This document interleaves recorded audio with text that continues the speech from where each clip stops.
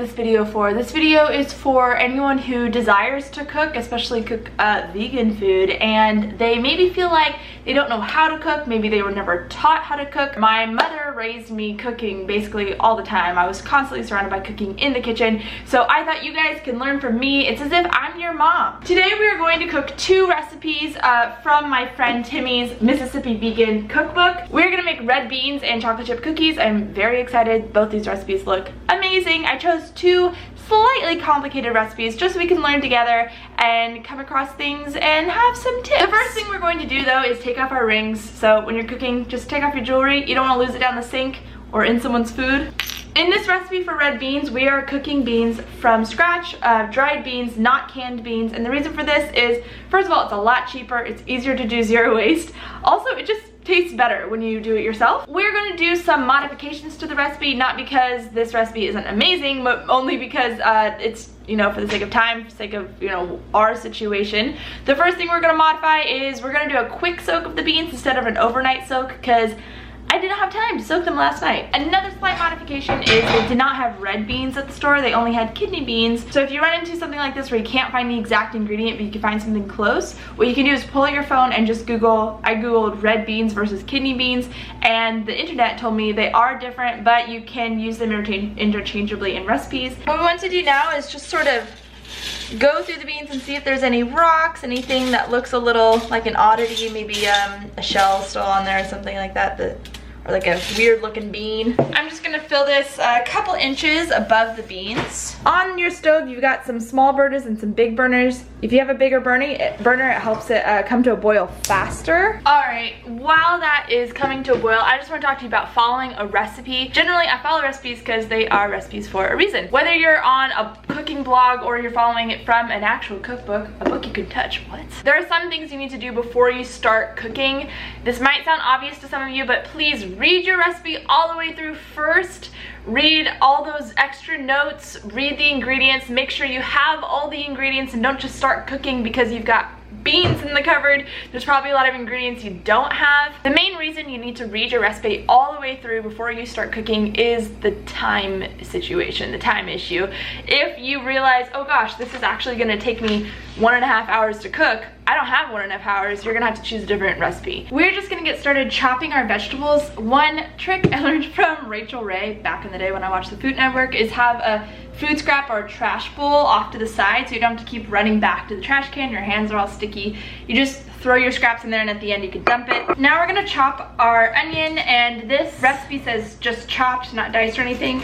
There are a lot of different ways to chop onion. I like to chop off the ends and then sort of peel it back like that so that you have a chance to really peel off the layer. And you're just gonna chop the onion lengthwise, 3 slices long, and then just along here like this. This recipe does call for shiitake mushrooms, but I'm cooking for both me and my husband, and Eric hates mushrooms, and I'm not willing to lie to him and put mushrooms in there. Now I have this tempeh in the fridge, so I'm going to use tempeh instead of mushrooms. It's not exactly the same thing.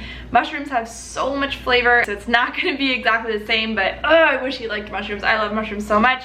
We're just gonna chop up the tempeh real quick. Tempeh is a lot like tofu. It's soy, it's like tofu, but it's been fermented with some type of grain. This calls for a cup of chopped celery, so we're going to chop it before we measure it out. I just like to kind of go down the vertical like that, and then we're just going to rock our knife like this, and then be very, very aware of your fingers and slide the celery through. Then you can swipe it off the blade like this. I like to pick up veggies by sliding my knife right under there and then holding it up like so. This recipe calls for 1/2 cup of cherry tomatoes. A reason a recipe might call for cherry tomatoes and not regular whole tomatoes is simply because there's more skin on a cherry tomato, so you're getting a different texture. I do want to point out, if you're slicing cherry tomatoes, this is calling for them to be quartered. It's better to ditch your big chef knife and go for a sharper small one. Now this recipe is calling for 1/4 cup of minced garlic, so I'm going to use my little 1/4 cup measuring cup here, and I'm going to press my garlic instead of mince it. This is probably my #1 kitchen tool, is a garlic press. It just makes things so much faster. Press very lightly and just crunch it a little bit. Take the clove clove out, and then the paper is all ready to come off very easily.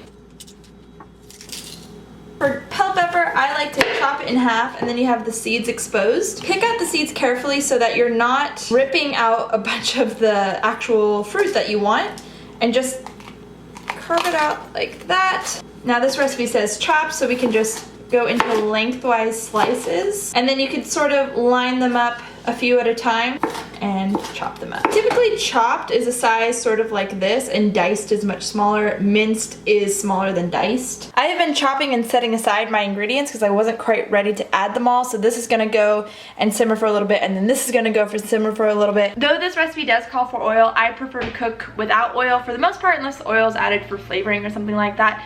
And so I cook with water instead. I like to put some water in my kettle and add it as I go along, just so it's right there and I don't have to like bring my pot to the sink or anything like that. I'm now chopping some fresh herbs, and something you could do with anything really on a stem.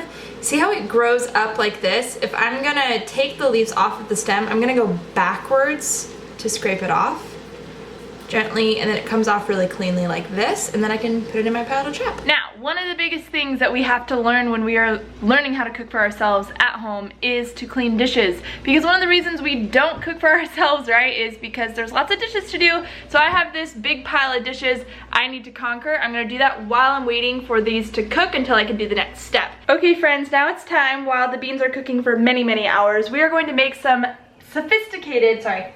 highly sophisticated chocolate chip cookies. A lot of people compare baking and cooking and say that baking is more of a science, therefore you need to be more exact when it comes to measuring, like really leveling it off. You don't actually have to be as exact as you think in baking. It is a little bit more important, but don't worry if it's not perfect. Typically when you're measuring things out, this sort of measuring cup is for liquids and this is for dry ingredients. Now let's talk vegan butter. When you are baking, most of the time you're gonna need butter, especially if it's cookies, if you want the cookies to taste amazing. I like to use Earth Balance for baking. I know a lot of people like to use Miyoko's as well. Now these do come in sticks, just like regular dairy-based butter. You can measure out however much you need by the teaspoon or by the cup. A stick of butter, vegan or otherwise, is half a cup. I just have my rosemary here, and it does call for it to be finely chopped. So when you say finely chopped, you really just want to keep going back and forth over your pile of herbs or whatever it is you're chopping until it's truly as fine as you can get it with your chef knife.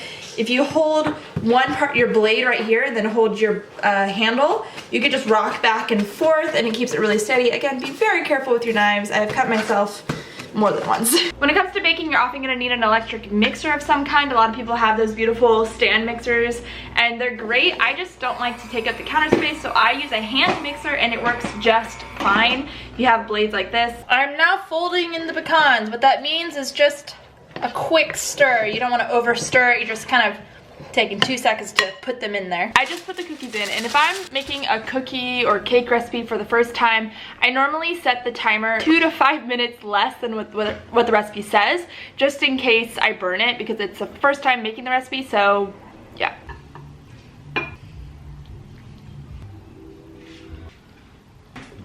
I'm gonna be real with you, it's the next day. It was getting too late when I was making the food yesterday, and I'm just now eating it. This turned out so good, because in reality I did taste it last night, just didn't film it. I wasn't a responsible YouTuber. These are definitely some of the best beans I've ever had. I always like to pair whatever dinner I'm having with some vegetables, and I just roast vegetables in the oven on like 375 or 400 with parchment paper, so you don't have to use any oil or salt or anything. It's just straight up roasted vegetables. And they're so good. Now we're gonna have a cookie. And the reality is, if you want to cook more for yourself at home, whether you're vegan or not, it just takes practice, just like with any skill, and it will get easier with time. You kind of learn your systems, learn how to go faster, learn how to chop faster, and just how to do everything more efficiently, and that way it won't be as intimidating to you. I'm now gonna go enjoy my dinner, possibly watch Game of Thrones with my husband. Don't spoil it for me, because I'm only up to season 6. There's a lot I don't know.